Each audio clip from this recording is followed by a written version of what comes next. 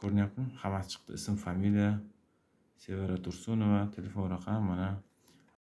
Assalomu alaykum. Bugun sizlar bilan bitta bot orqali har qanday foydalanuvchini ID raqami orqali hamma ma'lumotlarni olishni ko'rib chiqamiz.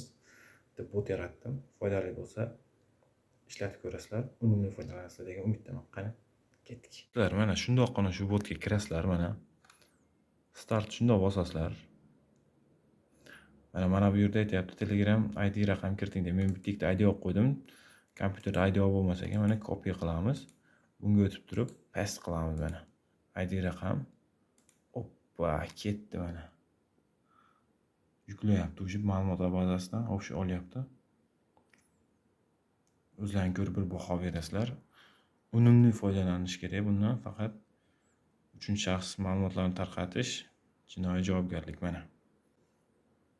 Ko'ryaptimi? Hammasi chiqdi. Ism, familiya, Sevara Tursunova, telefon raqami mana. Bu yolg'on ma'lumot bermayotganini isbotlash uchun yana kopiya qilib, yana buni tashlab ko'ramiz mana.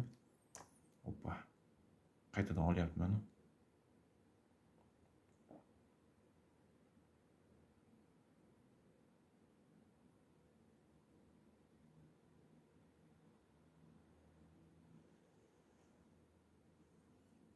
Mana, xuddi shu narsa yana. Ikkinchisini sinab ko'ramiz mana. Ikkinchi IDni olamiz, kopiya qilib, botga tashlaymiz, paste qilamiz. Ketdik. Ketdi, yana yuklayapti.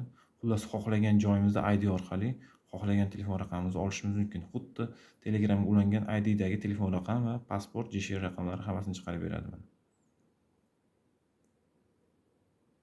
Mana. Olim Tursunov. Hammasi chiqyapti mana. To'liq. Cancel'ni bosib yakunlaymiz. Kimga kerak bo'lsa kommentga ideya so'zini yozib qoldiramiz. O'zim srochniy direktiga tashlab qo'yaman. Faqat unumli foydalanadiganlarga.